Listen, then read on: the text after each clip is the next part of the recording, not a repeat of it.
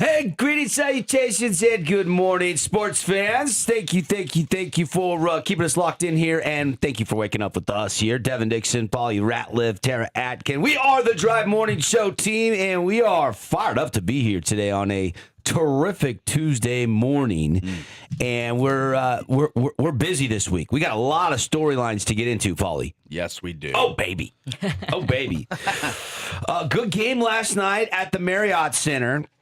Went up to the game last night and was reminded of how raucous The Rock is and reminded how great of an atmosphere they have got going in the Big 12 at the Marriott Center for BYU Arizona last night. That place is packed to the brim. There is a loud Rock student section. Paulie, do you know what the Rock stands for? Roar of the Cougar. There you go. Yeah. Hey, look at you. I'm firing on all cylinders early. Yeah, he might not be a BYU fan except for when he is, but he knows a lot of BYU fans. Yeah. And they let you know. They do. What did the game look like on TV? By the time I got home, I didn't even turn the highlights on. I watched it live. I didn't need to rewatch that one. But a great effort to come back and make that really interesting. I'll be honest with you, BYU should have won the game last night. They should have. As bad as they played and as good as Arizona is, the way that sequence down the stretch unfolded, BYU should have won. With 11 seconds left on the clock, you're down just one. Yeah. The final possession was a disaster. It was horrible. But, I think that the foul on Bradley, the offensive foul, was one of the worst calls in basketball history. I couldn't see it live. Okay. I mean, it's getting panned all over Twitter. When I saw it, I was like, how is that BYU ball? I was happy it was, but I was like, how is that BYU ball? He didn't do anything, and he got called on a foul. And then they were talking about the jump ball where there was 3 Cougars surrounding whoever that was, and it was a cylinder foul. He didn't have anywhere. He couldn't turn around. Anywhere, yeah. They cut off all his space, so it was a foul too, but instead they called jump ball and gave the ball back to BYU. So a little home cooking, I would say, in the last couple minutes to help them get back in that game, but nonetheless, they got back in. Yeah, I could argue, though, there was a couple calls that went against BYU earlier in the half that were, they were going straight up and down, entitled to the air, and they were getting called for block calls. Yeah. There was that's a tough game to officiate. Arizona is a very, very physical basketball team. They are. Yeah. I saw a tweet, this Isaac Trotter, who's a 247 CBS national college basketball writer, scouting report on Arizona's best 6 players. Jaden Bradley, big, strong, physical. Braden Burries, big, strong, physical. Yeah.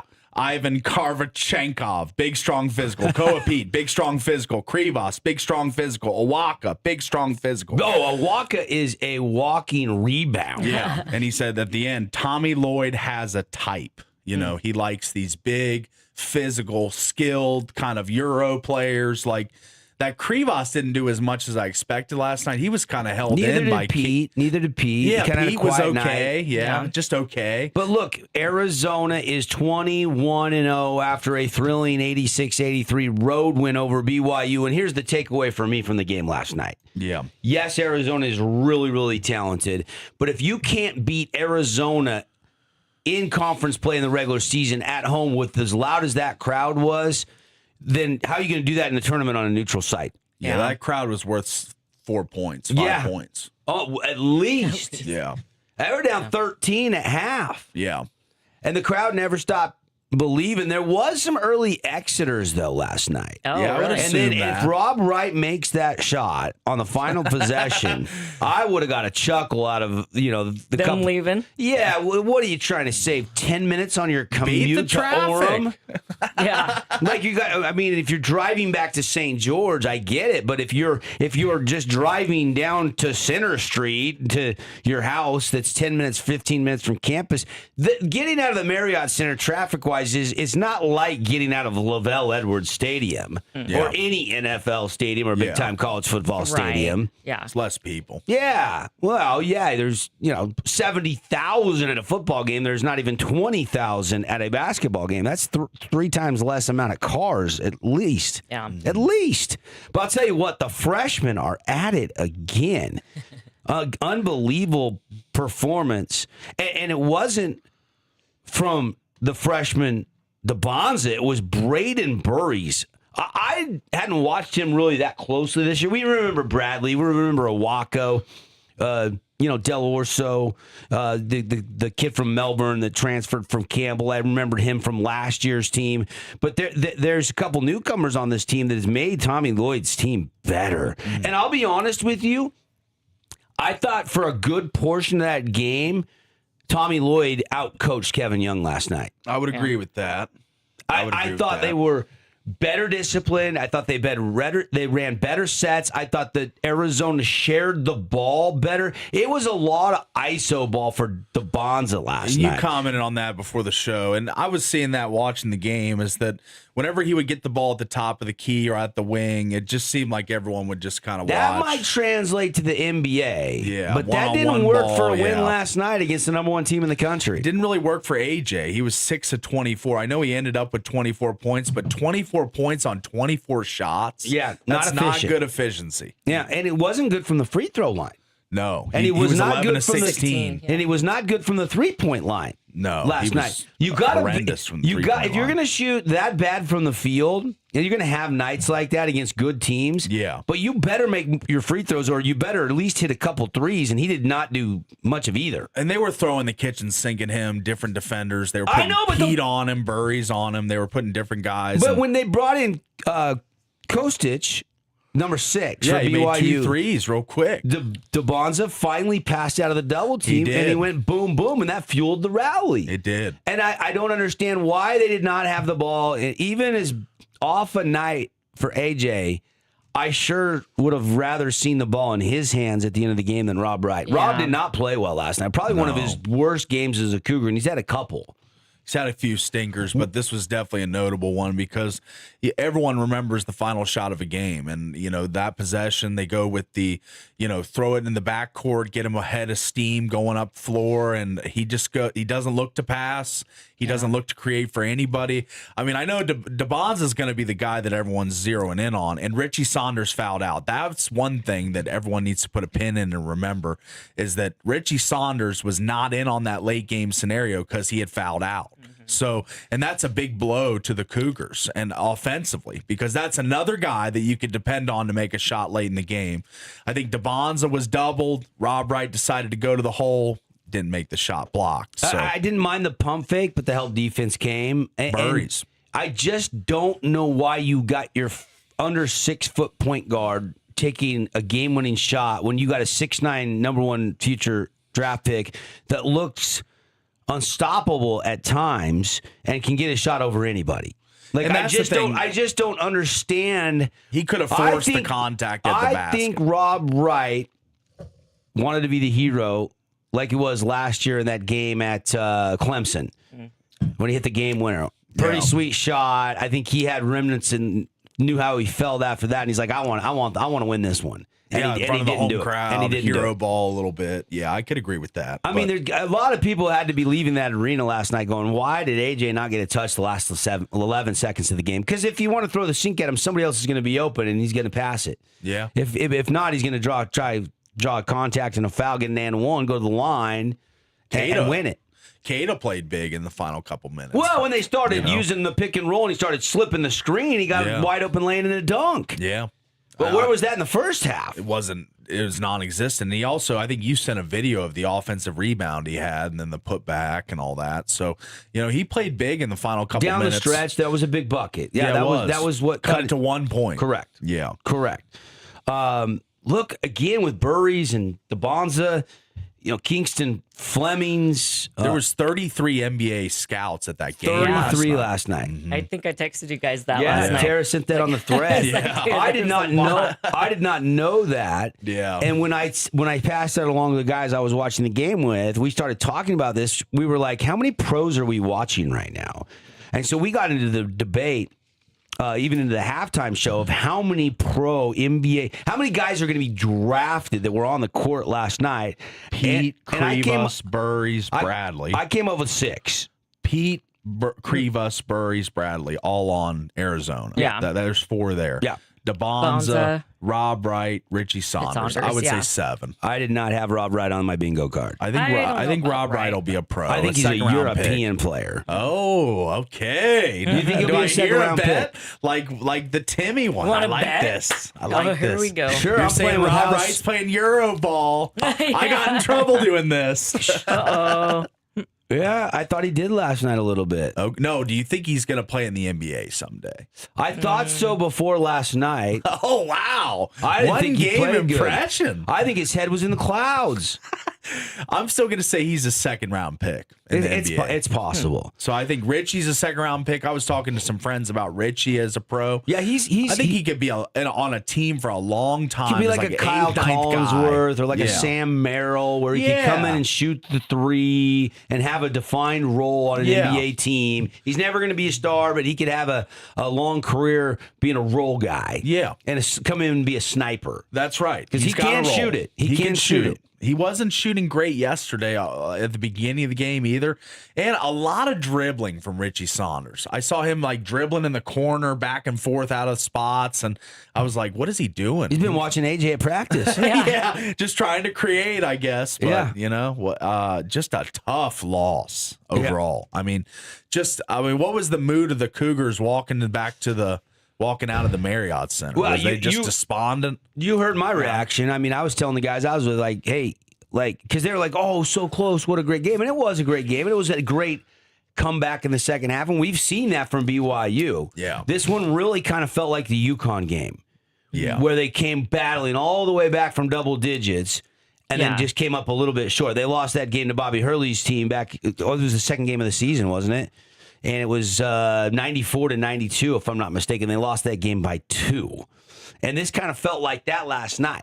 Yeah. And when you're playing a 20-0 number 1 ranked team, you've got to find a way to take advantage and hand them their first loss if you want to make a run in the tournament and you want to be considered a national championship contender. And I think BYU is a borderline championship contender right now. I think this was a measuring stick game, but at the same time, I mean, Rothstein's tweeting, Arizona is 4-0 in games this season decided by 6 points or fewer. Florida, UCLA, at UConn, at BYU. Such a balanced team will be extremely difficult to prepare for an NCAA tournament setting because 6 to 7 guys can be the focal point on offense. Yeah. And I think that's what the BYU's got to define big 3. Wright, Saunders, DeBonza. Arizona can have anybody step up from 6 or 7 guys. I mean, anybody. I mean, who had Burries on their bingo card, scoring 28 points, missing 1 free throw. He was incredible. 13 of 14 from the line. Like that guy on the road, got that crazy backdrop behind you, all the Cougar signs and stuff. Oh yeah, and he's just nailing free throw after free throw after free throw. And I'm just like, man, this guy's got ice in his veins for just a kid, a freshman, a 19-year-old. Yeah. So it was crazy. And Burries comes up with the big block. He had 5 rebounds, 3 steals last night. Let's get the block. That was a career high 29 you got it. Well, it was the points. game-ending block, right? Yeah. I mean, unbelievable game last night to go up to. I was glad I got to shoot up to that. Had a great time with some good dudes last night. That atmosphere was phenomenal. See if you can get a little taste of the crowd if you missed the game last night. Yeah. Here's that final sequence. This is after Keita got an alley-oop dunk. Yeah. And an and one, and he slipped a screen and scored a lane. Keita had like 6 or 7 points. Yeah, he blew up at the end. At the very end, you're triggering it under your own basket with 11 seconds to go, down 84-83. Here he comes. Bošković into Wright. And here we go. Wright. Inside. Wright. Step back. Rejected. Man. Wow, what a play. I was ticked. I really thought they were going to drop something great and come back and win it. You know, you look at where DeBonza was on that play, and he was on the wing floating. Yeah. And it's like he hadn't shot the 3 great. I don't know why he didn't hard cut the baseline there. Yeah. Because the block might have come right to him if he did so. Yeah. You'll never know. Or maybe Rob had a little kick out for a 15-footer. Little baseline floater. Yeah. Like, it looked like DeBonza wanted to shoot a 3 on the final segment and was expecting a kick out in the corner, but it wasn't room. Yeah. It wasn't. He was well guarded, but if he would have went towards Rob Wright. I agree with what Rob Wright did to go to the basket. I just didn't want it to be Rob Wright. I think that there could have been another guy with DeBonza, Kate on a putback, whatever. I think you just force it up at the basket. Shooting a 3 down 1, that makes no sense the way DeBonza had been shooting. He should not have been lining up on the wing. He should have been trying to get into the paint and get the ball at the top of the key. You have a 6'9" player. Yeah. You're letting the 6-foot player Amongst shoot the game trees. winner in the paint? Yeah. Amongst all the All trees. the I gotta 7-foot trees. I gotta believe he went a little rogue on that. I think so. I don't think KY in the timeout said, Rob, we're gonna ISO for you. You're gonna go score the bucket all the way into the paint. I don't think that's what KY drew up. If they were mic'd up at the timeout, I doubt that was pretty sure said. Rob remembered the Clemson game from last year and said, I want to be the hero. And nothing else was available, and he could get that first step past his defender. Yeah. And that's exactly what Arizona wanted. Help defense comes from Burries, and that seals the win. Yeah. They did sink 2 free throws there to make it 86-83. And it's interesting because you kind of had some swagger. The line went down to basically a pick'em last night. Yeah, it did. It was close. It was unbelievable. And I think people were saying DeBonza just broke Danny Ainge's freshman scoring record, 43 points, and he's feeling it. He's now the second leading scorer in college basketball. He's right behind Boozer, who had 30 again last night. Yeah. As maybe he's the favorite for National Player of the Year. He's had 230-plus straight performances. He had 32 points, 9 rebounds, 4 assists, 3 steals in a win over Wake Forest. And then he went for 30 more last night in that win over a top 25 team in Louisville. So I don't know. This NBA draft class is looking better and better by the second. It's good to have a top 8 protected. Wait till we see the March Madness tournament play out, and we're going to have even more guys burst on the scene that are oozing with potential. Yeah. And College Game Day, the next BYU road game, I believe, is at Kansas. I've heard the College Game Day will be there for that. Oh, for cool. Peterson versus DeBonza, the 2 top picks in the NBA draft. That game is the next one up for BYU. This was the stretch. You got Texas Tech, Kansas, and Arizona all in the 3 out of 4 games. The only kind of easy path there is the Utah game, which was still pretty tight. Yeah. Only a 13-point victory. But now this is where the heart of the schedule. You got Kansas, you got Houston coming up soon, Arizona on the road again. Like, this is where the schedule peaks. This is where it starts to reach a climax. And this is where we find out if BYU, like you say, are they a Final Four team or are they just a Sweet 16 Elite 8 team again? So we'll see. Yeah. Yeah, we will find out. Incredible environment, though. I will give a shout out to The Rock.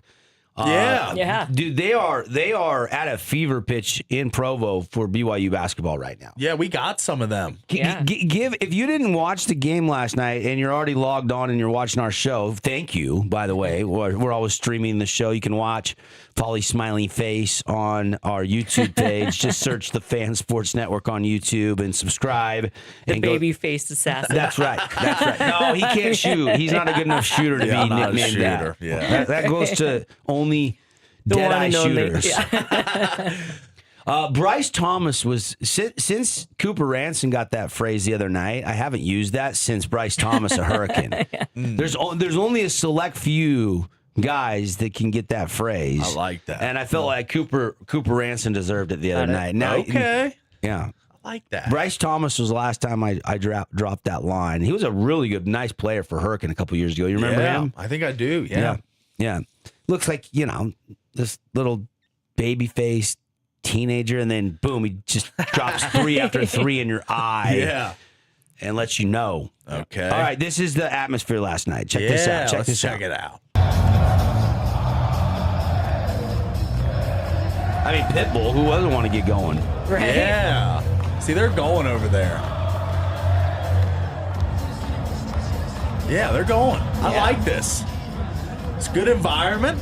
Yeah. Solid turnout for a big game. Couple open seats here or there. Maybe they're at the bathroom. You don't know. I mean, I'm sure every seat was filled during the first half. I don't know about the second half. Like you said, there were some defectees heading to the exits. Yeah, they To did. beat They the left a little traffic. early. What are they doing? What are they doing? I'll tell you what. Final thoughts on this game. Yeah. I thought Arizona shared the ball a little bit better, just a little bit better. And you look at the end of the day, and you look. Well, Devin, BYU had 16 assists, and Arizona had 13. Yeah. It's a little misleading. I just like the way the ball didn't get stuck. I thought BYU had a lot of ISO ball, and I thought Arizona didn't. I thought they were moving and already thinking one step ahead most of the night last night. Yeah. And I mean, points in the paint were huge last night. Yeah. Just monumental. And Arizona, if there is one kryptonite, it might be their 3-point shooting. They're not a terrific 3-point shooting team. They only average 6.5 makes a game. That's 322nd in the country. Yeah. Wow. It's pretty low. They're a very inside out based team. Yeah. And an athletic team. BYU is a 3-point shooting team. BYU took 34 threes. Arizona took 12. Yeah. That's not Arizona's game. They like to get out and run. They want to be fast break basketball. How about their fast break points? Do you have that handy by chance? Points off turnover, fast break points, points in the paint, all dominated by the Cats last night. That's right. Yeah, I would think that the up-tempo statistics are all favoring Arizona. Yep. The Bonza's 24, Richie's 18, Davis Jr.'s 17, not near enough. 86-83 last night. Number 1 beats number 13, BYU. How about those Arizona Wildcats? One of the funny things, That's starting program history. there was about 50 to 100 Arizona, parents and fans. They probably every player on the team gets X amount of tickets, and then you got some for your top donors and whatnot. And every time they would start chanting, immediately the Rock would drown them out. and I think Arizona had some good chants. I just couldn't hear them. You couldn't hear them at all. I don't know what they were saying. Drowned Could out have been by the really Rock. funny. Oh my goodness. Yeah. Although I will say this. I think they must have had, Cosmo, whoever's the mascot. Yeah. Cosmo. Yeah. I think last night's Cosmo might have been like the backup. The Rent-A-Cosmo. The Rent-A-Cosmo. Oh no, because he's that one of was the not best the same mascots. Cosmo they had in football season, I'll tell you that. Dang. He wasn't doing the fiery Flips ring and going through all the that. ring. Yeah. I think you dance better than him. Oh, no. nice. Last night. Yeah. Wow. I like this. Yeah. You're giving credence to my dancing. I funnel. was very entertained watching Cosmo. I even told the guys I was, I'm like, that can't be the real mascot. He must be sick. This Okay. must be the backup mascot. Yeah. Oh, I know 100% for a fact that was not the same Cosmo during football season. So he was the. This guy looked tall. This Cosmo Yeah. outfit looked like he was like 6'4". I saw him kind of looming by the basket during the TV broadcast. He wasn't Yeah. very animated. Really. No, he wasn't animated. He didn't get the crowd. Didn't need to get the crowd going. They were already going. Yeah. But the one time he tried, everybody just like ignored him. I'm like, well, this guy's not. This man. guy's not firing. This is didn't not have- the right Cosmo. He didn't have the aura of Cosmo. No, and Yeah. no disrespect. It's not really. I don't think people understand. It's not easy being a mascot. Oh, It and takes a especially not certain type of Cosmo. person. Yeah. Like all those athletic feats that he does. Have you ever seen the one where he's on the tables doing the push-ups? Oh, yeah. And then he like brings his And it hands goes up, together like- and then lands back I on the can't table. even do that. No, I can't do that. Yeah, you could. It takes some training. Yeah, that's right. Some strict training. Hey, show today brought to you by Game Day Men's Health. Game Day Men's Health has free body composition scans. I went and got mine at the start of January. I'm doing the 60-day challenge. It's not too late. You can still do it. They've got free body scans the rest of this week, all the way through Friday. No appointment necessary. You stop on by, you stand on this machine, there's some grips and things, and it scans your whole entire body, gives you a bunch of statistics, your BMI, your percentage of body fat are kind of the main two. And then you go to work. You get to the gym. You try to eat a little bit better. Maybe grab some peptides while you're there, or you get a free testosterone test while you're there. They're giving away some cool prizes. There's just a little accountability and fun to see how much body fat you can lose in the next 60 days. So what are you waiting for? It's still January. If you're thinking, well, I'm not eating very good this month, I'm off to a bad start, a lot of cheat days, it's not too late. to get over there on Four Master Drive and get that free body comp scan at our friends at Game Day Men's Health. You can learn more on the website, GameDayMen'sHealth.com. Cool prize. They're giving away vitamins, a month's supply of peptides, personal training sessions with their Habit Fitness coach down there, who's great. There are just so many cool things. So get in it and have some fun, and hopefully you'll look and feel your best. A little help from Game Day Men's Health. We're off and running. Good morning on a Tuesday. Paulie is going to fire me up in the break, I'm sure, and we'll come back. Lots to get to, but I do want to point out when we come back, I have already won one very meaningful bet. Wow. Head to head Look at this. with the so-called prediction Paulie. Oh, yeah. We'll tell you what that was when we come back.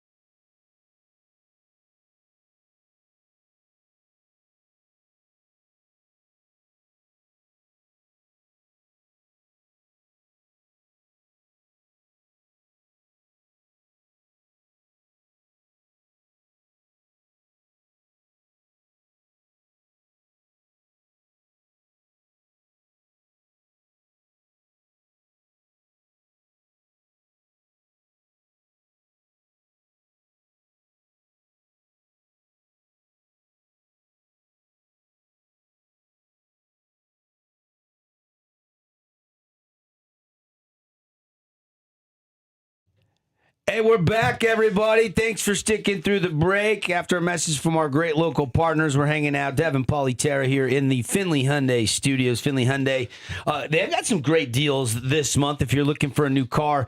0.99% interest on the Tucson family of cars, as well as the Santa Fe's over there, and less than 4% on the brand new Palisade and Palisade Hybrid out there. I think it's 3.49 right now for well-qualified buyers through Hyundai Motor Finance. So you can get some really good rates out there. They got some dealer incentives. You'll have to go check those out. Off exit 13 in the Sienna Hills Auto Mall over there off exit 13 in Washington.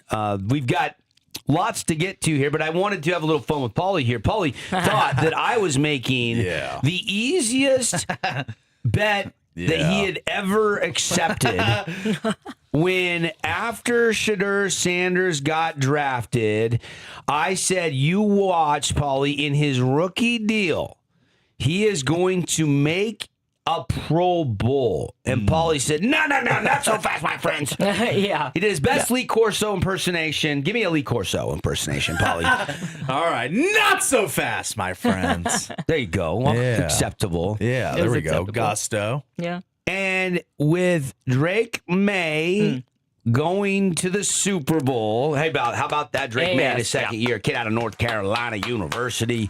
Yeah. They have named Shedeur Sanders to the Pro Bowl. You didn't see this on your bingo card, Paulie. No, I did not. Paulie Damas didn't have this predicted. I don't think that I've ever been confused for Paulie Damas. No. Devin Damas was right on this one. Yeah. Wow, he's taking your name here. Look at this. Come on, man. Like, you laughed at my bet. You could not wait to take this bet. I should get caveats. He's been You named should get caveats. He's being named as a replacement. To a Pro Bowl. He is going to make but he's the not Pro voted Bowl. in initially. Every year there is a quarterback that's voted in that goes to a Super Bowl. They do a replacement. This is standard procedure. A 7-touchdown, 10-interception Pro Bowler. Yeah. I mean, does this really count? Are we literally risking a steak at a nice place? Yeah, on I'm this? kind of, I'm thinking at least rib and chop, if not Roost Chris. Yeah, that's right. Your tastes are expensive for such a quirky, hacky way of him getting this Pro Bowl. Do I feel good about it? You shouldn't. I do. He does.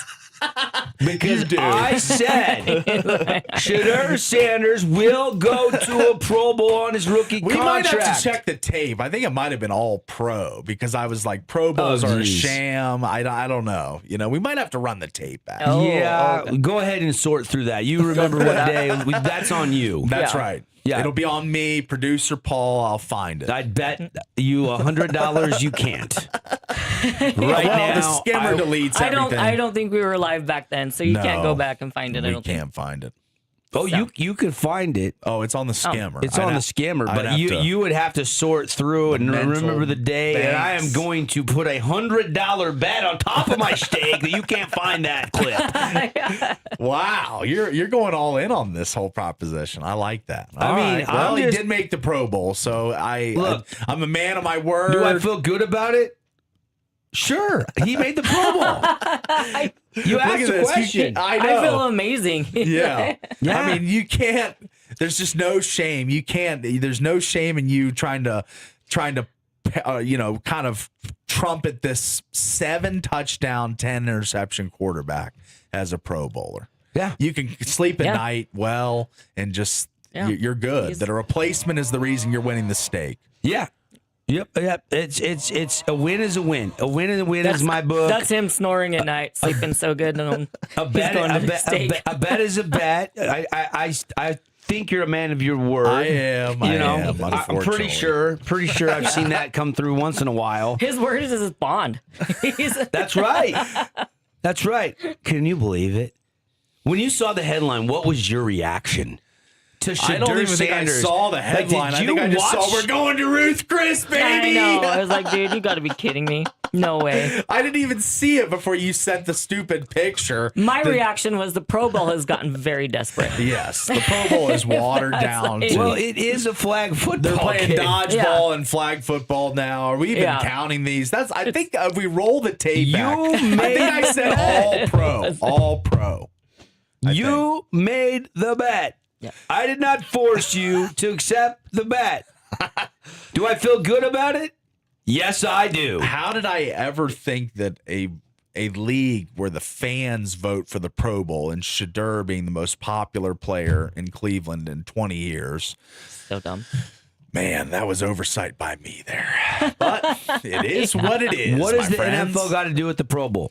They got to entertain and sell tickets and get a bunch of people to go. They've moved it to It's been in Vegas, Orlando, Hawaii. It's been everywhere. reaction. What is the reaction to this? What is your reaction to Shedeur Sanders lost you a nice steak by getting named a replacement I know to the Pro Bowl. I need a caveat for replacement. I'm going to ask upon the listeners. Text us now on the text line. No, you can't be ganging up on me. Yeah. Let me gang gang up. up. I want to gang up because Tara's clearly on your side here. So I need some help from our listeners. Yeah. 435-990-9950. Should I be on the hook for this bet? Dion responded to the announcement. What'd he say? Dion. Let's see if I Daddy can Dion. find. I don't have the audio for Tara, but his social media reaction following the news that Shedeur Sanders was a Pro Bowler. His dad said he didn't mention the Pro Bowl news, but the message seemed to be about his son. He said, "God is so darn good!" Exclamation point! Exclamation point! Exclamation point! Yeah, that's why we raise God. We praise God. Morning, noon, and night! Exclamation point. Lord, Nice. we thank you for all of it. Wow. I like that. All right. Well, he is a Pro Bowler. Don't you think he's reacting to that? By the framework of the bet, I assume that you will be joining each other at Rib and Chop. He ended his post tagging Shedeur, Junior, Shiloh, Deandra, and Shalomi. All his kids. I like that. I always have liked Dion. I just didn't believe in Shedeur. No. I didn't really think that he would be a Pro Bowler, and I don't think he really deserves to be with his I think stats. Stidham would be better than Shedeur. Yeah. I mean, I was excited when he made his first start against the Raiders and got the win and all that, but it just seems as if the Pro Bowl has become a complete a sham. joke. Yeah. I agree. Will you watch the Pro Bowl? No. It's not. It's just not a destination watch. It's the least attractive of all the pro sports all-star games. If nothing else is on, like I will watch it. I do like the quarterback challenges they do with the moving targets and stuff. They got some That's cool not stuff. easy. I don't mind that. The I skills love challenge. the punt thing where they're trying to catch as many footballs as they can at the same time, and they're like they're holding like 4 footballs over here, 4 over here. And they're trying to catch it with their teeth. Yeah. Yeah, Like, they do some that's cool really stuff. that's really relatable for the common fan. I mean, everybody goes out in the driveway and tries to field 8 footballs at the same time. I like that. What will the wrinkle at the Pro Bowl be next? Let's put Shedeur in there. Maybe we can have a tug of war with his gold chain. There you go. I mean, what are we going to? Maybe the ratings will go to a 1.2 from a. Have a competition 0.9. between Shedeur and Jackson Dart, like who has the better like bling. Yeah, that's right. Dart. Is Dart even in that conversation? Has Jackson got a little New Dart York gets some giddy up? ice. I think he wears a little ice He on has, him. yeah, he always wears that really. Now, be careful with that chain. word That one. lately. Be What? careful with Oh, yeah, you're right. that word. Oh, Yeah, true. I've seen a lot of memes going around about ice right now. Well, Oh, it's yeah. another word for diamonds. I know. Okay. Shedeur Sanders is in the Some Pro Bowl. frost. Yeah. I look. I'm going to be honest. I knew it would happen. Well, it was a fan vote. That was oversight by me. Yeah. So I will get you your steak, and Tara can join us. Oh, he's doing a little research. It's a fan vote. Yeah, it is a fan vote. Yeah, Forgot brutal. that the general managers actually evaluate talent in the NFL have no say about the Pro Bowl. Yeah. Yeah. It's just the idiot mouth breathing fans that You vote were these so. guys in. What's breathing. funny about the way that these little friendly show wagers come about is you're so emphatic. I know. You're I get so- all fired up And then confident. later you're like, yeah, I didn't realize it was a fan vote. Man, it sure. This is literally like 6 months after I was all fired up and made that statement. Like, I'm not going to lie. The one thing I'm surprised about is how soon he got to the Pro Bowl. I thought it know. would take like year 3. Yeah. Yeah, I thought there would be some developmental. You thought you would be, cutting into that medium rare in a couple years. Yeah, But this year, it's going to be this Wow. year. Looking fast, yeah. Well, I hope it's only January. I'm hoping I can claim that stake in 2026. I do pay. I always come through, but sometimes my timelines are a little, fuzzy. They Yeah. can be. So, Yeah. you Do we need to put some parameters on this next time? Is that what Right, you're warning yeah. me about? Well, I think I'm going to come through on this one. You know, what Saturday we might be. Yeah. There might be a nice steak. Maybe a hot roll, and then I get you a steak. There you go. In How Vegas. about that, buddy? I'm trying to think of some really nice restaurants in Vegas Down that there? we could hit up. There you Yeah. go. Yeah.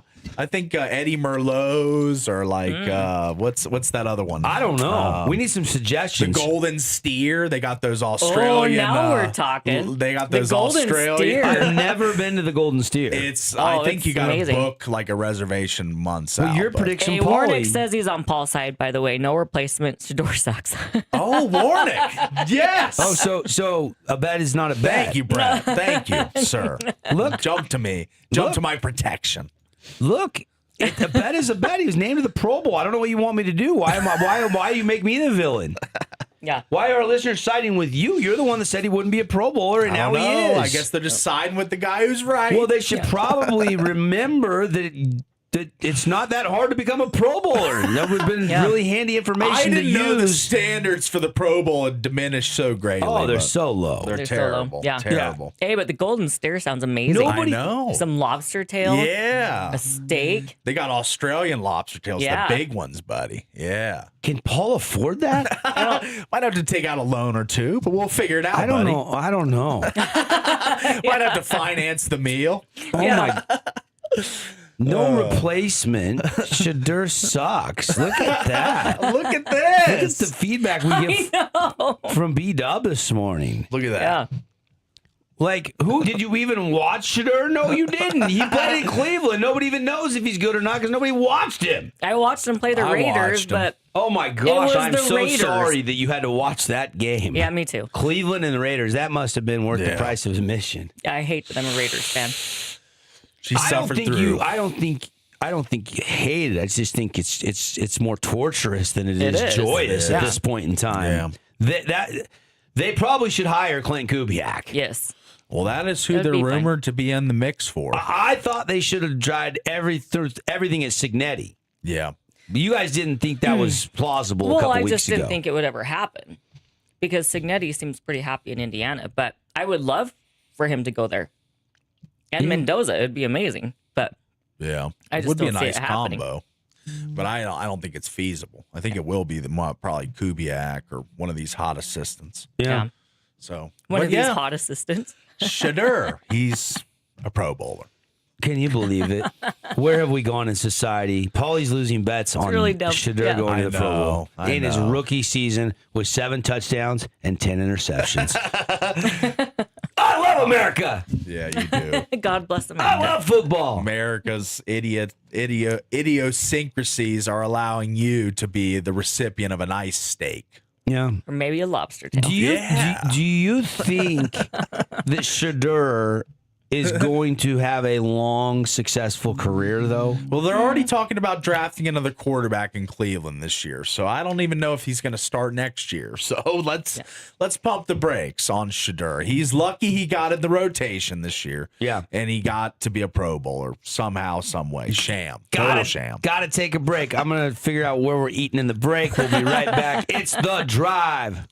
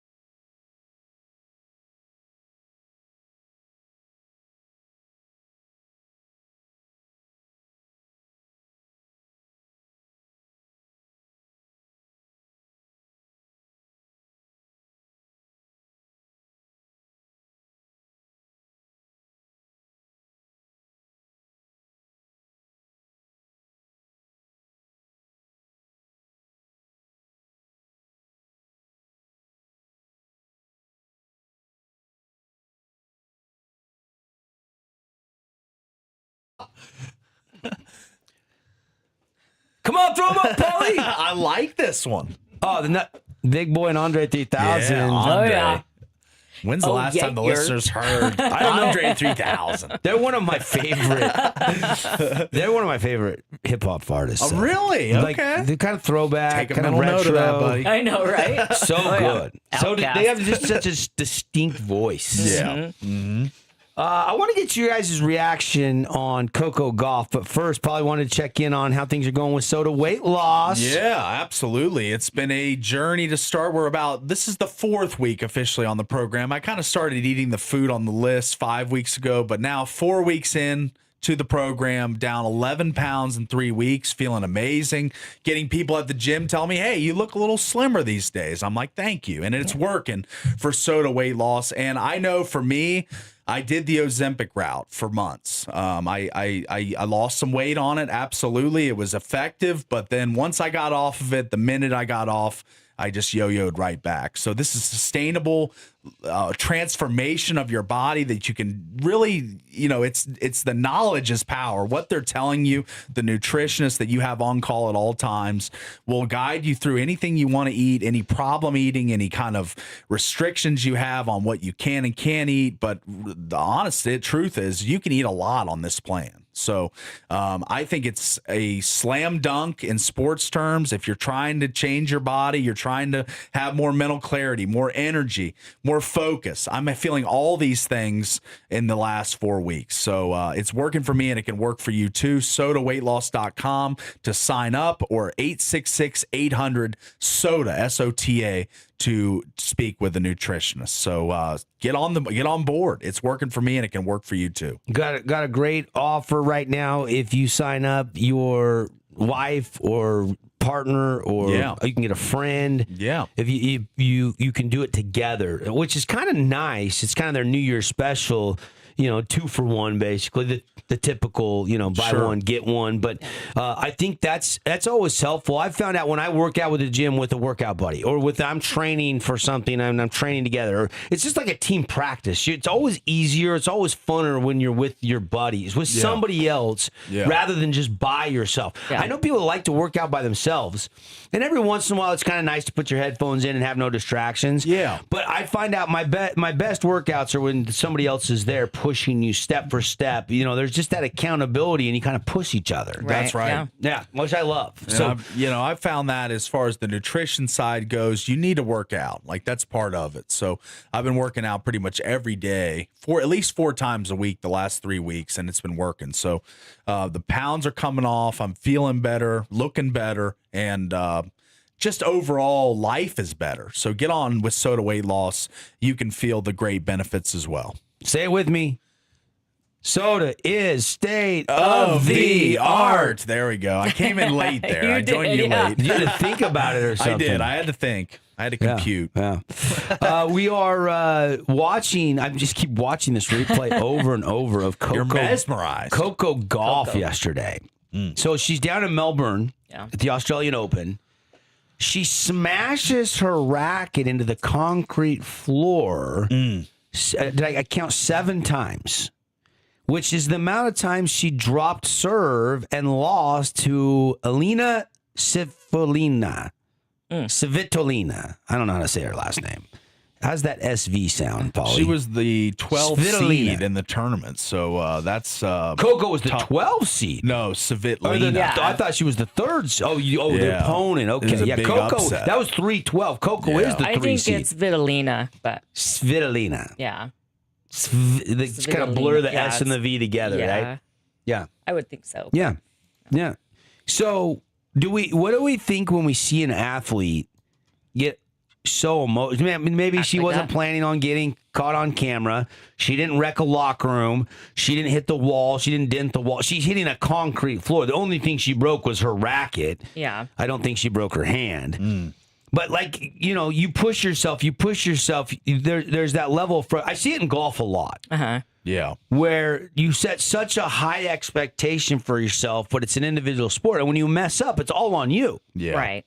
tennis individual sport. It is, yeah. Can't blame anybody. Didn't win the match. Dropped 7 serves. Smashed her racket 7 times. Does this mean she cares, or does this mean she needs to see a psychiatrist? I mean, Both. were people saying that? I mean, I'm just making the comp. Like when T.O.'s when him and Donovan McNabb are having the all-out brawl on the sideline and fighting and walking away from each other over and over again, and T.O. slamming his helmet. I remember watching this when I was a kid, and no one was really saying that he was mentally fragile or soft. No. I mean, I don't think that It's not that she's mentally fragile, but that's why sports psychology is so big now, because it does, especially in individual sports. It is so key to be really locked in your mindset and brain. Yeah, this is interesting to me because you get into the whole role model conversation. Yeah. Yeah. And Coco Gauff is a rising star in the sport. Right. And she's trying to carry the mantle that Serena and Venus carried for so many years. And there's certain moments where you want to set a good example and be professional, even though you want it and you're really frustrated. Yeah. And there comes a way to carry yourself. And she actually tried to get away from the cameras. Yeah. She's always had mental health struggles too. Like she's had the depression, the anxiety, being overwhelmed by pressure and burnout. You know, like that was a big storyline with Coco. Yeah. She said, I tried to go somewhere where I thought there wasn't a camera because I don't necessarily like breaking rackets. I continue the quote from Coco Gauff. I broke one racket at the French Open, I think, and I said I would never do it again on the court because I don't feel like it's good representation. So, yeah maybe some conversations can be had because I feel like at this tournament, the only private place we have is the locker room. So this is Coco just losing her temper. She's out at the Australian Open. Yeah. Disappointing. On the level of disappointment in her versus disappointment in the match, like, do we care if she broke her tennis racket slamming into the ground? No. She thought she was off camera. Yeah.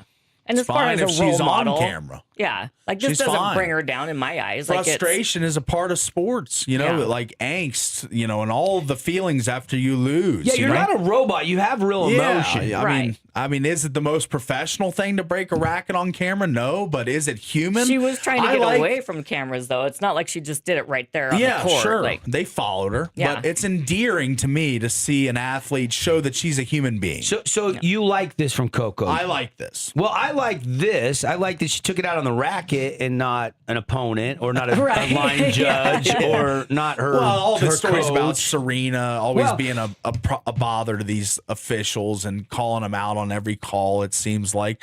I think that her way of showing her anger is it only affects her. Yeah. You know, it doesn't affect anybody else. So I'm fine with this. She went on to say, you know, that she felt like it was better to shatter her racket than take frustrations out on her support team. She said, I got good people. They don't deserve that. I know I'm emotional. So, yeah, I just took a minute to go and do that. Yeah. I don't think it's a bad thing. Like I said, I don't try to do it on the court in front of kids and things like that. But I do know I need to let out that emotion. That's right. So she's so frustrated. She just needed a moment to vent and then to move on. Paulie needs some time to vent. And I think we've all been there. Oh, yeah. We get Poltergeist Paulie going. That's right. I vent from time to time, you know. I need my time. You know, I sympathize with Coco. Yeah.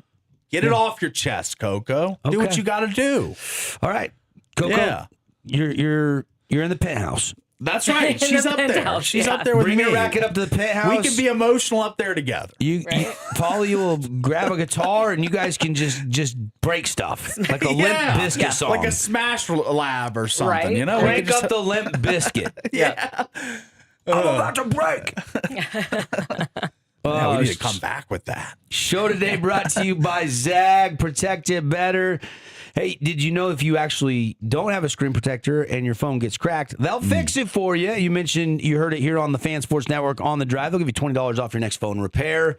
And, of course, make sure you put those lifetime warranted screen protectors on your camera, put them on your iWatch, your iPad, your iPhone, so they will last and protect it. You can stop on by. They all come with a lifetime warranty. Zag, 2 St. George, 1 Cedar City location. Hour 1 of the books. Hour 2 coming up when we come back.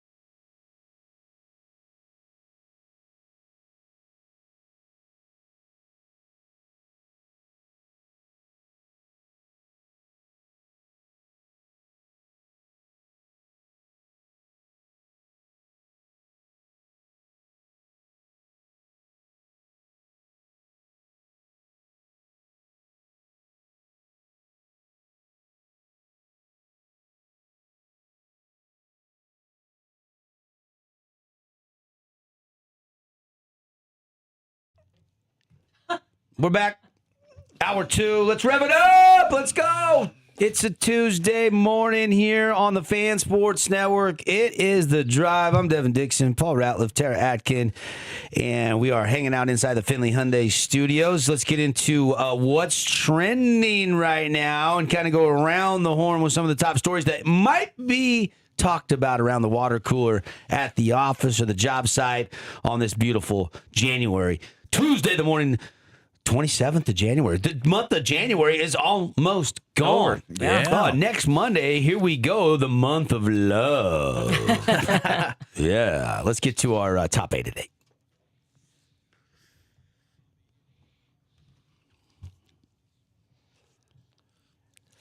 Let's start with the Mammoth game. I saw you guys texting the thread last night. I was up at the BYU Arizona basketball game. You guys were jumping around on the remote control. Mammoth get beat by the Lightning, and their win streak is halted. Yeah. 2-0 in the final? 2-0. Yep. It was 1-0 to the very bitter end, and then they got Mammoth took a bad penalty with about 2 minutes remaining, 1:51, I think. Yeah. And the Lightning scored on a power play to make it 2-0. But still a really good game from the Mammoth overall. Played really good 5-on-5 hockey for the duration, realistically, and Vemelka's playing insane right now. I know he let in 2. Oh, but Veggie had an insane save. Because I texted that. Let me see if I can find that. I'll give you time. So it was the Lightning are 15-1-1 in their last 17 games. So they went toe-to-toe for nearly 60 minutes with this team and almost came out on top. But yeah, it just tough to win on the road. And tough to score against Vasilevsky. It is. Yeah, Vasty's amazing. Had his 42nd career shutout. I saw a graphic that the Lightning put out. 42 shutouts for a goalie is insane. It doesn't, in today's era. It doesn't really get any easier for the Mammoth tonight. They're on a back-to-back against the Florida Panthers. Yeah, it's that Florida swing is tough. They could go 0-2 in this swing. We'll see. I mean, I hope they have a better effort offensively. They got to get more pucks to the net. I mean, they're taking too many shots out by the blue line, not really doing much in the slot and the below the goal line. So I'd love to see more effort from them. Just playing straight ahead hockey. Just trying to go up the ice, take shots inside the blue line, not the D-men just ripping shots from out there. BYU men's basketball loses last night in Big Monday showdown. Tough. Duke beats Louisville, and then moments later into the night, Rob Wright had this play, 11 seconds. It was a furious comeback. A lot of things happened. There was a flagrant foul. There was an and one by Cada. Offensive foul on There was Bradley. an offensive foul on Bradley that was questionable. Everything seemed to be set up for BYU to knock off the undefeated 20-0 Wildcats of Arizona. All they had to do was get a line or score points or hit a bucket. They were down 1 with 11 seconds to go, and this is Fran Fraschilla and the great John Shambi on the call on ESPN last night. Here he comes. Bošković into right, and here we go. Right. Inside. Right. Step back. Rejected. Wow. That was rough. Tough. Not what KY wanted to see on that final play of the game. AJ DeBonza doesn't even touch the ball. He's kind of floating in the corner. Yeah. Rob Wright goes all the way in. Pump fakes, gets the first defender off his feet, but then Burries comes over with the help defense and blocks him. Clean block. Seal it with 2 free throws. Arizona stays perfect, 21-0. They win 86-83 last night.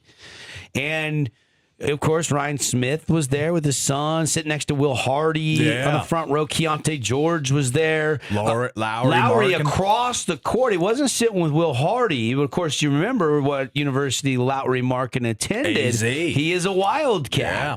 And Lowry was seen on Twitter saying bear down after the game last night. He was sitting almost right at center court and watching that game last night. Now, he's going to be back tonight for the Utah Jazz. Reports are Jazz are going to get him back in the lineup. He's been sick. They've said 7 games with some winter flu bug or something. Yeah. All we know is some kind of an illness. Averaging 27.9 points, 7.2 rebounds in 33 games played this season. Jazz have split their first two matchups with Los Angeles, and they'll play the Clippers again tonight. I got a big story. Bring them on out, Team Utah Jazz. This is, more of the college football, college athletics, just deteriorating landscape. This Darian Menza story. You've been following this at all? Quarterback. Yes. He signed a 2-year, $8 million NIL deal in July 2025. So he signed that deal, and he was expected to be back for Duke this year. He declared to come back, and he had re-signed, which is a new word in college sports we're seeing. They have these graphics where they got the quarterback signing the contract. But Menza and Duke have agreed to a settlement of their dispute. They actually... Duke sued Menza and his representation. Right. And this will clear way for the quarterback to transfer to another school, his agency announced Tuesday. Menza is expected to transfer to Miami. Told you. Now that his dispute with Duke has been resolved, sources tell ESPN. So this is crazy. You sign a deal. 2-year deal. You're there. You're locked in. You decide to come back to school, even though you're a top draft pick potentially.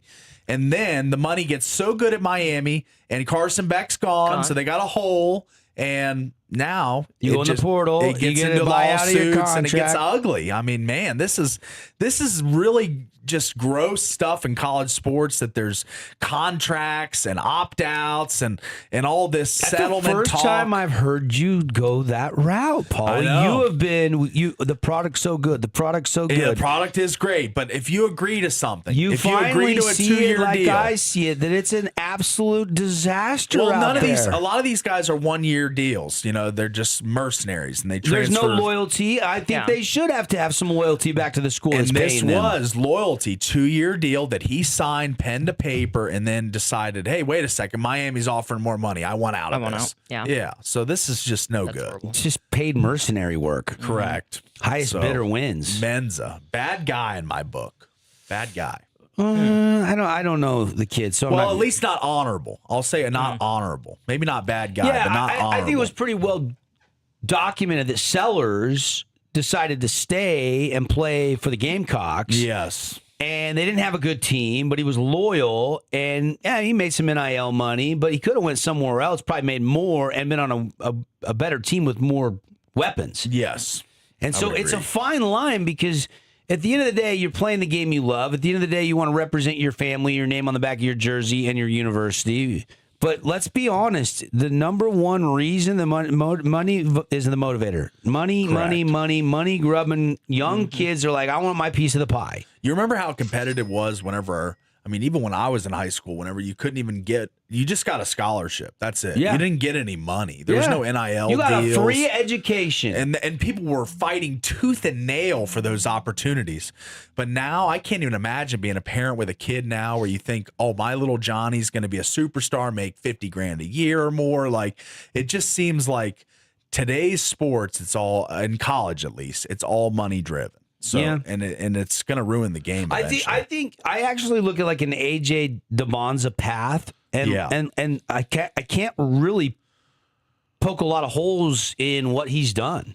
Yeah, because he decided to go to Utah Prep. He decided to go to BYU. He turned down, North Carolina and these blue blood programs. Baylor, Kansas. Yeah. The list goes on. Who else was in his top 4? There was one more team I'm forgetting. North Carolina, Baylor, Kansas, BYU was the last 4, I believe. I think the final 4, yeah. The money's all the same, so why does he go to BYU to play for Kevin Young, who coached Kevin Durant, who's kind of his protege idol? And I've always said that excuse or that validation for going to BYU is probably a good move. I hear he doesn't go out a lot. He's a homebody. He's pretty quiet. I think that Scott Drew's a better coach than Kevin Young. I think he is. 100%. He is. He's won a national title. No disrespect to KY. Like, this is only his second year as a head coach, period. Bill Self, better coach than Kevin Young. Being a player's guy and an assistant and all the players liking you in the NBA is different than being a high-level Division I coach. So that's what I thought, is that the development under Scott Drew or Bill Self, or I think it's a higher level of development for a prospect. I don't think for DeBonza it mattered as much. I think it was more the fit. I think for his parents, it was like the no party atmosphere. Yes, that's not business work. Yeah. And, I mean, I get that. I think Provo really it's not good. Pat McAfee. We'll say that. crime rate compared to other parts of the country pretty low in Provo, Utah. Yeah. Like there's a lot of other variables there. Absolutely. I mean, I think he made the best decision for him. I just never really thought that the Kevin Young NBA training camp style stuff. Here's what I think about Kevin Young. I think he's a better recruiter than he is coach. I would agree with that. I think with the resources he's got, I think people really like him. I think he sells he's the project. a good recruiter.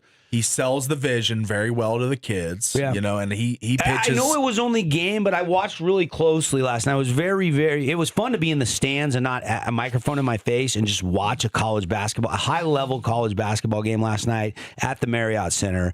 And I really do truly believe Tommy Lloyd outcoached Kevin Young last night. Yeah. I thought, and look, he's got a type. What did you say first hour? He's got everybody's big, physical, and strong on his Arizona team. Yeah. And that's a tough matchup for anybody, let alone BYU at home. That's right. But they come up 3 points shy. BYU loses to number one Arizona 86-83. DeBonza scored 24, but it took 24 shots to score 24 points. Yes. Burries has a career high 29. Another freshman, Braden Burries. Crazy. Him and Bradley, quite the 1-2 punch last night. And Pete and some of the other guys didn't have to do as much. Awaka, they didn't have to do as much. They kind of it was just business as usual for Arizona. That's what I think it was Borzello or Goodman, one of those top college basketball reporters, was saying, here it is. Yeah, it will be extremely difficult to prepare for an NCAA tournament setting because 6-7 guys can be the focal point on offense. That came from Rothstein last night. And I think that's true. I mean, it's super hard to defend Arizona because it really isn't like the scouting report. It's really who's the hot hand that night. You got to defend. You got to shift your defense, kind of adapt. So, and BYU did not last night. Other news out there, a member of the Broncos coaching staff may be moving on this season after Denver lost Sunday to the Patriots 10-7. Davis Webb has started the interview process. Had an interview with the Bills and with the Raiders yesterday. Of course, there's some smoke around Clint Kubiak, Davis Webb. Those are the two offensive coordinators right now that are getting a lot of head coaching consideration. I feel like the kind of the hot names right now. Yeah. With 5 teams still left with coaching vacancies? Yeah, Davis Webb used to play a little bit in the NFL, played for the Vikings for a little bit, but he was had a good career as a backup career. Yeah, I think that he's a really hot, only 31 years old, like he is a hot name. He worked with Bo Nix. A lot of people giving him credit for kind of his, the tutelage that he's given to Nix and his development. So I'm wondering if Webb kind of ascends quicker than one would expect. I mean, just a couple years ago, he was like... I'm sorry, but a couple of the coaches in this cycle do not really get the excitement meter going for me. The sexy hire. I mean, Jesse Mentor could be a really good hire, but it doesn't really get me all fired up. Yeah, and I'll tell you, Mike McCarthy seems like a retread to me. That doesn't really excite me if I'm a Steelers fan. Those tires have been retreaded. What are a Steelers few times. fans that saying? Are they excited about this? Oh, my most vocal one is not excited about this. Yeah. That's the thought. They're not a needle mover for a lot of Steeler fans. A lot of people think he got the job just because he's a Pittsburgh native, and he pitched that in his interviews and was like, "I grew up here. I rooted for this team." There's way more qualified candidates, and even he's won a Super Bowl. It's not like he's not qualified. No, but Jerry Jones gave up on him pretty quick. He did, and he's been fired from two places. The Rooney places. family seems like a lot easier organization to work for than Jerry Jones. I would assume. Just based on track record alone, but and the longevity of head coaches in Pittsburgh. Steelers have had 3 coaches in their history. They're going to blow out McCarthy after they suck. I don't see him as... It seems like a gap fill, and that's not the organization. Pittsburgh way. Yeah, that doesn't seem like a Pittsburgh hire to me. Yeah. I thought they would go with like a young up-and-comer that could be there forever. And like Pittsburgh, they're big on defense, the big steel curtain mentality from the 70s. They've always valued defense.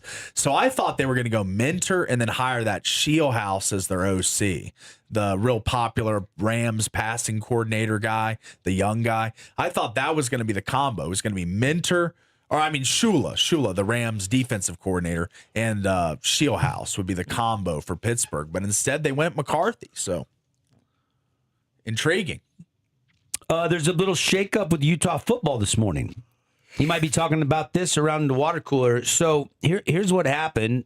Through the portal, Morgan Scalley, through Whittingham going to Michigan, Morgan Scalley stayed with Robert Blecken, who was his general manager. And a lot of teams have general managers at the collegiate level now. Yeah.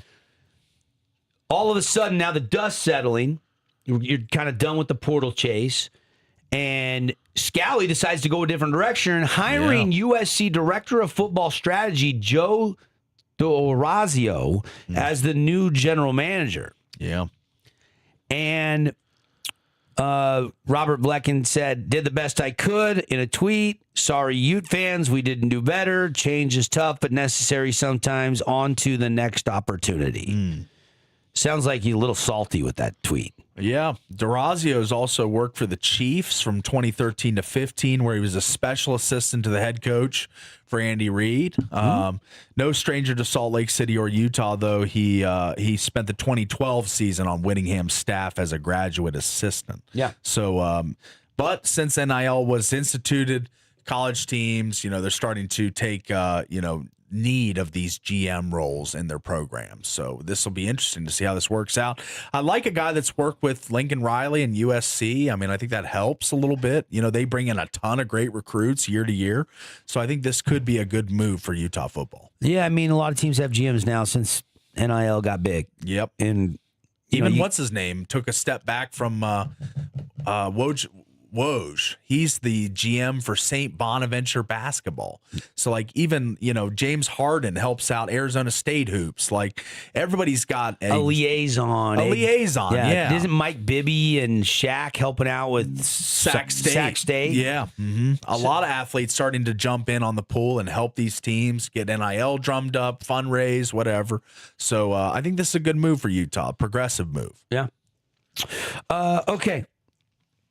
Man, the NBA draft is heating up. Utah Jazz are in action tonight.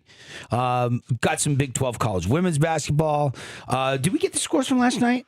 Did we have any scores to report from last night in high school hoops? We'll check on that when we come back. We'll update the RPI.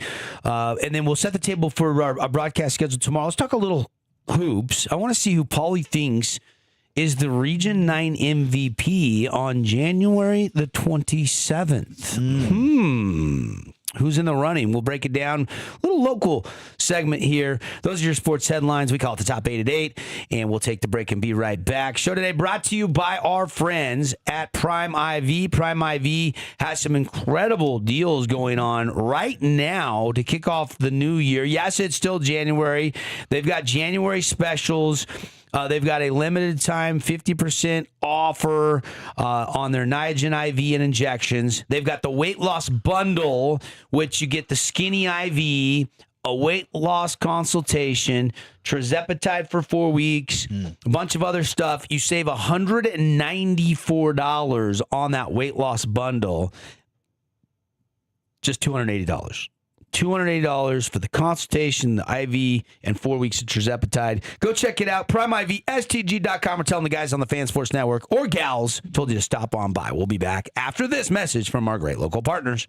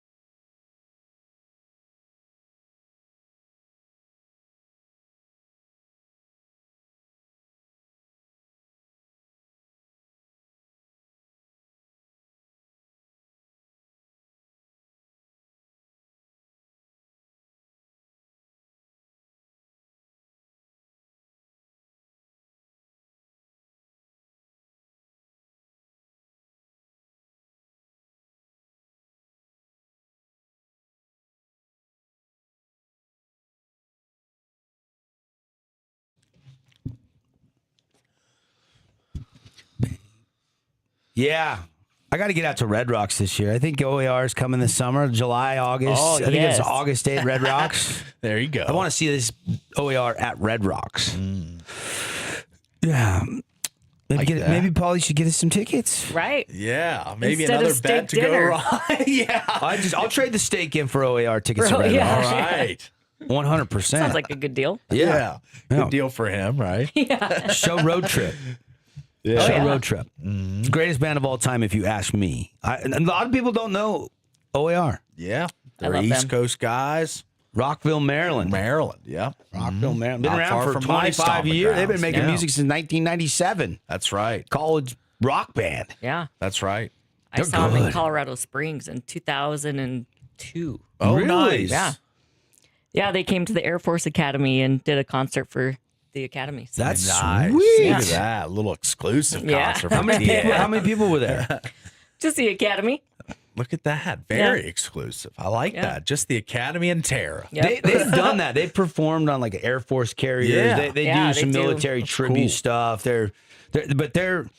I cannot believe more people don't love their music. I think they are just so talented. 7-piece band. So you got They're a You know, ska sax. band. Ska. no, they're not. No, they're not ska. Not ska. They're more They're the- reggae. They're I don't think they're reggae. they're not really reggae, but They're in their a own mix, genre. But yeah, it's, Oh. That's Okay. why they're not they as do play a mainstream lot of because reggae. they're in their own little genre. It's considered like more alternative than anything else, Okay. but it's not. It's they have a distinct sound. Yeah, they do. And the sound reminds me of It's crazy ska. though. I'll be playing a song. I'll be playing this song. I'll be playing with somebody, and they'll be like, "Hey, Who this is a cool this? song. Who is this?" I'm like, Yeah. "Oh, this is my favorite band, OAR." And they're like, "Never heard of them." Yeah. And then you say OAR, and they're like, "Oh, I love those guys." It's like Yeah. either you love them or you've never heard of them. Right. I think if more people heard of them, they would love them. Yeah. I think so. I think so too. I wanted to get an update on your Super Bowl watching habits for Sunday. Do you have any clarity yet? Are you going to San Francisco, you think? You're going to do the party in St. George? You're going to go to the game? I want updates on this on a daily basis. Paul needs to know so he can make his own plans. Because like, am I going to be invited over to your house That's for the right. Super Bowl? I don't have or- anything going on. Actually, Big John's going to be in town that day. He was Really? wondering what we're doing. He's like, "Are we booking a restaurant or something?" I'm like, "I don't know yet. Yeah. Give me a couple days. So, all right, buddy. Give me a All couple right. days. All right. What are ticket prices at right now? Well, you need a live I'm look. guessing they've gone up. Hold on, let me look on TickPick. Yeah, you're go to probably, that you're one. probably looking on like StubHub. I or was looking on something. TickPick all day on Sunday. Oh, okay. So Sunday you're night. on that wave too. Okay. Yeah, let's see because here. I like no fees. At least they tell you there's no fees. No fees. That's right. Yeah. They do. At least you feel like you're not paying an extra $75 surcharge. Yes. You know, like you do currently on TickPick, $6,500. cheapest tickets right now. Verifying my device. Hold on one second Oh here. my god! Two tickets. $10,722. I'm seeing, No, there is six. $6,011. $6,011. And that's for nosebleed, obstructed view. bleeders. Yeah. Like Yeah. you can't- Corner bleeder, it looks like. Yeah. It looks like the You're in the building. top left corner, on the Seahawks side. You can Yeah. be on the Seahawks sideline. $6,721 if you'd like a closer seat, but if you want the back row, $6,011. There's Yeah, a big there, cheapest. You're back against the wall, buddy. That could be you. There's a Hey, at least you can lean back. Yeah. I would say there's a lot better chance that I am watching the game in town than in Santa Clara. Okay. I'll just Even just in the tailgate parking lot. yeah. Dang it. Because if I'm going all that way, I You wanna decided go to I the want to go to the game. Yeah, that's right. I can You don't want to be yeah. on the outside looking in. I thought it would be cool to be there in Super Week and road trip, and the more I thought fans about it, everywhere. the more Yeah. I thought about it, the more I'm like, if I'm not at the game, may as well just stay home. Yeah. May as well just stay home. Okay. A lot of years we host a Super Bowl party. This year with the Seahawks in it, I have no plans to host a Super Bowl party. I don't want to be drawing for prizes and if I'm not at the Drawing for game, prizes. I am watching it at I don't mind drawing for prizes, but not during the Seahawks Super Bowl. No, no. Yeah. That's right. Yeah. Yeah. Doesn't So, want to draw for prize. chances are we're having a party at my house. Nice. All right. That I would lean to that right now right. as most likely scenario for the big game. All right. I'm curious, Paulie, who is your Region 9 MVP? And I know there's a caveat that a lot of times in Region 9, whether it's football, basketball, baseball, the Region 9 MVP goes to the region champ. Right now, Crimson is leading the conference in the standings in region play at 6-2. We got a 4-way log jam tied for second with Dixie and Pineview and Hurricane and Snow Canyon. Yeah. Who is your Region 9 MVP? Because right now, if you look at the statistics, McKay Lindquist and Travis Murdoch are really solid players. But it's not as clear cut with Crimson as I think it is with Hurricane Brigham Kemp, with Dixie, with Simmons. Colin Simmons, with Snow Canyon, it would be Reggie Mackey. With Pineview, Pineview, it's Jelani. probably Say we're gonna- Jelani Ojegba. Yeah. Although Ranson and Caleb Schmidt are nice players. Yeah. Ojegba almost averages a double-double. And when he didn't play good last week at Crimson and only had, 3 or 4 points, they were not in that game in the stretch run. Yeah, but when you have He's important to that team. He's got to play good. when you have the dueling stars, I mean, that kind of takes away from their candidacy a little bit to win the region MVP. You know, when you have 2 players averaging around the same points, around the same production, on Crimson example, you know, when you look at Dixie, Colin Simmons is head and shoulders the best player on the team. You know, 17.1 points per game, shooting 57% from the field. He leads them in rebounds. He leads them in blocks. Here's my thing with Colin. He needs a little dog in him. He needs a little fire. Okay. Like, he seems like a great kid. He's a great player. He seems like he doesn't, I don't want to say he doesn't want the ball, but sometimes I almost think he needs to be a little bit more assertive and a little bit more selfish. Do you know what I mean? I agree. I mean that in a good way. I'm not criticizing him. It's just like he's 6'8". He can score in the post over anybody when he wants, in theory. Yeah. Well, A lot of times he's out there shooting threes and wants to play the 2 guard.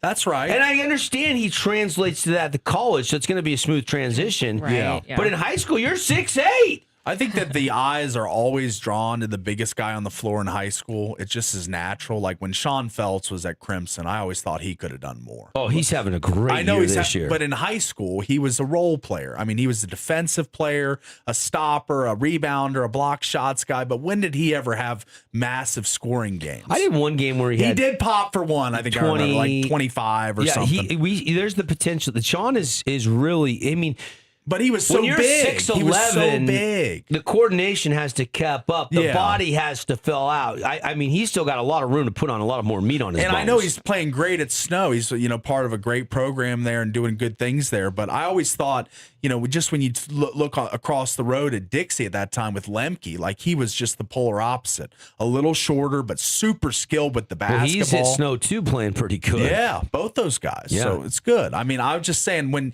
you have a big guy on the floor, your eyes gravitate towards him. Okay, You so- always expect more from him at the high school level. 15.7 points a game. Yeah. Okay. Hits 1.78 threes a game. Mm-hmm.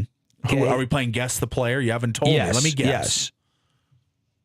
Yes. Keep reading the stats. I'll figure it out. 4.3 rebounds and 3.7 assists versus 14.2, 6, and 3.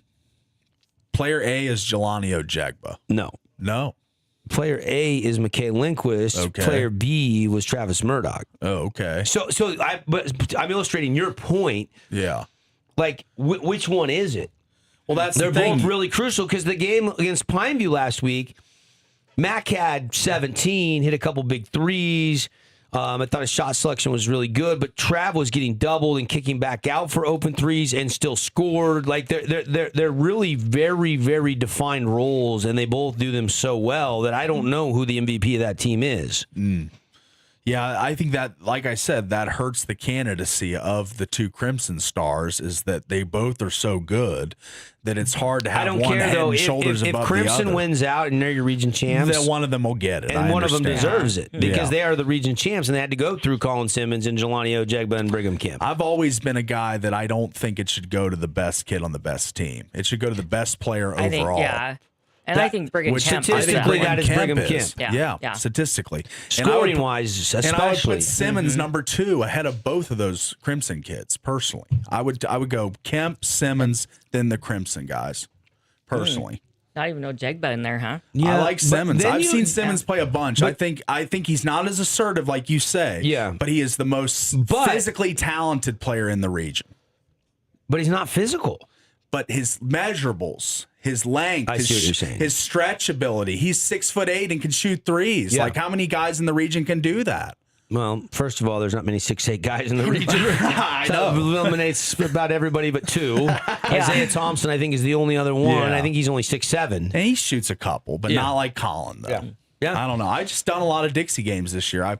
I've seen him play. I've seen him take over games. Like, I just like Colin Simmons' game. Well, then you get into the whole debate, is the most valuable player in the region the guy that if you took off would affect the team the most in the win-loss column? And if you look at it that way, then it's Reggie Mackey and Brigham Kemp probably even more so. Yeah, I think Kemp is and Mackey personifies that, but the Socane's down the standings a little bit. But if I just look at those two, Lindquist and Murdoch, I mean, Lindquist is running a lot of the one right now. When they started Easton back the other night, and then they kind of went with Will Hokanson off the bench, kind of going for a bigger lineup against Pineview. I thought Crimson did a really good job of getting in their stuff, playing with tempo, playing with poise, and executing the half court set. I thought they limited the turnovers. I don't know, for some reason Crimson is a bad matchup for Pineview. It is, and for some reason there's just matchups in the region where everybody's beating up on everybody a little bit, and I am so excited to see what tomorrow brings. Yeah, these games tomorrow, oh my goodness. You have 3 games where you can truly say what I always say, expect the unexpected. Crimson at Dixie, that's going to be simulcast tomorrow night on the Fan Sports Network and on the live stream. We'll have that as our Boulevard home game of the week. Pineview is in the Tigers Den and Hurricane. Wow. And Desert Hills is at the Jungle taking on Snow Canyon. I mean, I know Desert Hills only has 2 region wins and they came over Cedar, but they're playing everybody tough. And Netta Tawaifa is having a really sneaky season. Yeah, he's been a nice piece. He dropped 30 last week in a game. Yeah. You know, so those games tomorrow night are going to be huge with this cluster atop the region standings. We got 6-2 Crimson and 3 teams at 5-3. Yeah. If Crimson's final week of the season is a gauntlet, okay, because they only have 1 this week against Dixie. I think they're off on Friday. And then they have 3 games the final week of the regular season. So they got Dixie, and then they have Snow Canyon, okay? Then they have Hurricane, and then they have Desert Hills. That is not an easy 4 remaining games for the Mustangs. Yeah. To say that they're going to go undefeated is tough to do right now. Yeah. At Dixie, home against Snow Canyon, at the Tigers Den, and then home against Desert Hills. 2 home, 2 road. At the Tigers Den. But they control their own destiny if they can win 4 in a row. Yeah. This is going to be interesting. It will be. I mean, this is what a lot of us expected at Media Day. A lot of parity, a lot of logjam at the top, and these final weeks are going to decide it. So, Pineview, on the other hand, you look at like a second-place team. They're at Hurricane tonight. Then they have Desert Hills. Then they have Cedar. So if they can find a way to win at the Tigers Den tonight, they have 1 less game, and Cedar hasn't won a game, and they do get Desert Hills at home. Yeah, a little different scenario there when you look at like a Pineview versus a Crimson. Who's going to be the region champ? Ooh, that's a tough one. It's wide open still with 3-4 games to play. Yeah, I don't know who I would lean there. I was about to say I lean Dixie, but they've got a huge game this week. Yeah, I mean they've got Crimson tonight. Yeah, Dixie's got Snow Canyon at home. They got to go 2 Desert Hills and then 2 Cedar. That's what they have remaining. That's not too bad of a wrap of the schedule, except for this Wednesday night. Tonight's huge. Tomorrow night's tomorrow huge. Night, yeah. Crimson at home. Yeah. Snow Canyon remaining.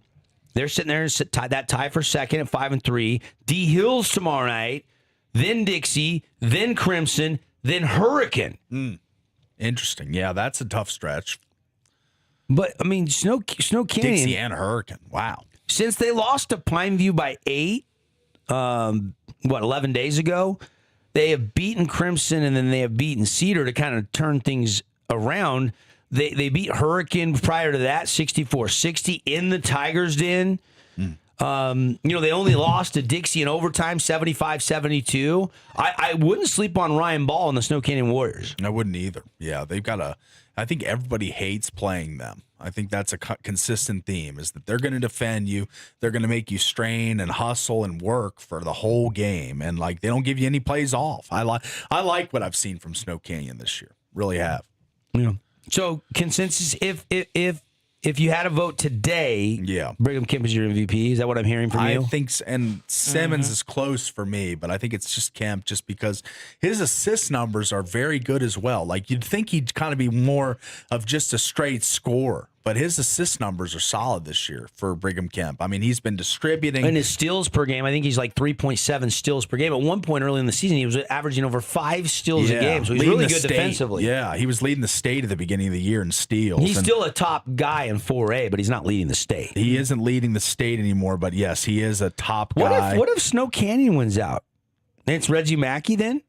Brigham Kemp's stat line, 23.3 points, 6.3 rebounds for his size. Incredible. Yeah. 4.1 assists, leads the team. Wow. Yeah. And 4.2 steals per game. Oh, it's even higher than I thought. Okay. 4.2. So, yeah, I think he is your MVP. He is your MVP, I think. I mean, if it truly went to the best player in the region. Well, we got 3 or 4 games left, but right now, he's the leading candidate. That's right. I don't know that Hurricane will get there, though, to win the region. And let's be honest, the only other guys that are candidacy, Jelani Ojegba, McKay Lindquist, Travis Murdoch, Reggie Mackey, and Colin Simmons. Yes, those are the names. That's the 6. Guys. It's one of those 6, right? Correct. Yeah. I'd agree. I mean, Reggie Mackey, 18.7 points per game, 5.3 rebounds, 3.16 assists per game. His stat line is not bad. What does that put him second in the region in scoring? I'm looking at his steals per game. He's number 4 in the state of Utah. He's number 1 in 4A classification. All classifications number 4 in 4A only. Number 1 in steals. Brigham Kemp. Yeah, he's good. He's super good. He's good. Yeah. He's our Mountain Mike's award winner from this week. Coach Stout nominated him. He said he turns weaknesses into strengths. I thought that was a really strong statement from Coach Stout. That is a very profound statement. Works on things that need to be worked on. Tells me he's a student of the game, and there's a process, and there's focus, and he's cerebral. He just gets it done. Yeah, and nobody can keep him in front. A lot of his points come in the paint, and he's a guard. His first step is the quickest in the region by far. Yeah. All right. Terry, you agree? Brigham Kemp MVP so far? Absolutely. She likes Brigham Kemp. I do. BK1. Brigham Kemp. You like the Donkey Kong? BK1, I mean, he's a fun player. Really good kid, too. He is a good player. Really good kid. But let's be honest. If Dixie or Crimson or Pineview Snow wins, Canyon or Crimson wins it, it's going to go to the best player on that team. And that starts to get a little bit more interesting. Yeah. If Hurricane wins the Region 9 championship, it's really cut and dry. It's a runaway, yeah. If Crimson wins the Region 9 title, then Brenton Phillips having a really good year. Yeah. But M&M, they have to do the bulk of the scoring for Coach Murdoch. Right. And so it's probably one of those two. How do you differentiate? Their stats are almost identical. McKay's a little better passer. Travis a little better rebounder. They both score right around 15 a game. There's not a lot of separation there. Yeah, it's tight. We've seen Trav hit big shots. We've seen Mac hit big shots. M&M, they're kind of a package deal. I almost wouldn't mind a co-MVP. I usually sometimes that bugs me. This year, if it was Crimson that wins the region title, I wouldn't mind it. This is because I don't know how you differentiate between those two guys. They're so viable to that team. All right, got to take a break. It's The Drive show today brought to you by Zag. Protect it better. And by Coral Canyon Golf Course. Through Saturday, you can still take advantage of their $80 January golf lunch special. You get 18 holes golf with the cart rental, range balls to warm up, lunch with a drink, all for $80 for everybody in your foursome. Call to book your tee times. Ask for that radio special. 435-688-1700. We'll be right back.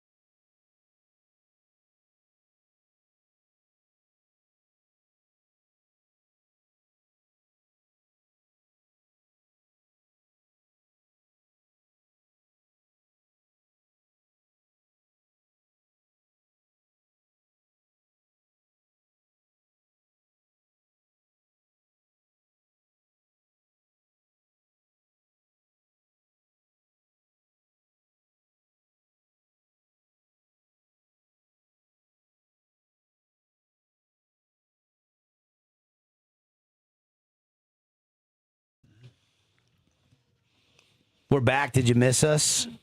It's the drive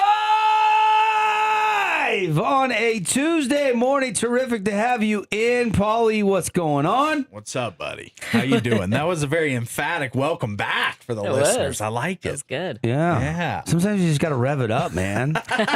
Let it fly. Start right? your engine. That's right. There you go, Tara. Yeah, look at She's her. You're feeding both off- getting into it. I should probably get in there. Get in on the app. You should. The big news today that Paulie got ecstatic over is Shadur Sanders is a Pro Bowler. Yeah. He's excited. You know what's bugging me a little bit right now? What? The fact that a lot of people are saying, was that the actual Super Bowl between the Seahawks and the Rams? I don't know why. That just kind of bothers That's me. weird. Yeah. Kind of bothers me. It was a great game, and it's an easy slope to slide down. People have done that since the beginning of the time. Great- the champion comes out of the AFC this year. The champion comes out of the NFC this year. Yeah. So, like, not many people believe in the Patriots or really either AFC team, because I was hearing the theoretical spreads were even bigger if they were to play the Broncos. Bigger than 5 or 4.5 or whatever it is. Because it would have been like 6.5, 7. Yeah. Well, look, I mean, that was one of the best series of head-to-heads with the 3-game set between Seahawks and Rams this year. 21-19, Rams win in L.A. 38-37, Seahawks win in overtime in Seattle. You were there, buddy. And then 31-27 on Sunday. Yeah. Yeah, I was at that game. Thank you for the reminder. God, take me back. The final score of their 3 head-to-head matchups during the regular season, 88-85, Seattle by 3. Both teams were 11-3 in week 16 for that barn burner. Both had top 10 offenses and defenses. And that's not much consolation. And the big blow, I think, is Rams Super Bowl MVP Cooper Kupp in 2021. They let him go. He signs with the Seahawks, and he catches the final touchdown in the NFC title game to beat his old team. Yeah. That sounds scripted.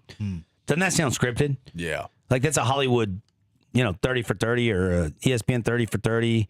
Look, I really enjoyed watching all 3 of those games, but I think it's a disservice to New England and Mike Vrabel and the job he's done by anointing that game the Super Bowl because New England has all of my attention right now. Drake May has had an incredible year. Yeah. Tara's been high on him since she drafted him in fantasy football back in August. Oh, trust me, before that, yeah. She was That's high why I on drafted him in the summer. So it bugs me when people are like, was that the actual Super Bowl? No, we're going to see it on January 8th. That's right. But it was a great 3-game set, if you will, with Seattle and L.A. this year. Yeah.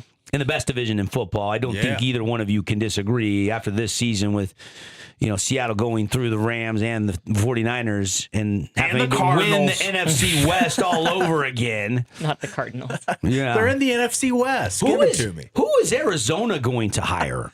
Yeah, who are they going to We're hire? hearing nothing out of Zona. They're not even in this hiring cycle, it feels like. It's crazy. I feel like there's been nothing Maybe out of it. because Vegas is closer and it's more polarizing and they're in worse shape. I don't know, but the job in Vegas doesn't even seem as attractive as it does in Arizona, and yet I'm hearing nothing about Arizona. Me neither. I mean, I think the Kyler Murray fiasco is something that no coach wants to inherit. Yeah. How long will it take to fill these remaining 5 NFL vacancies at the head coaching position? Do you think by a week after the Super Bowl we'll be done?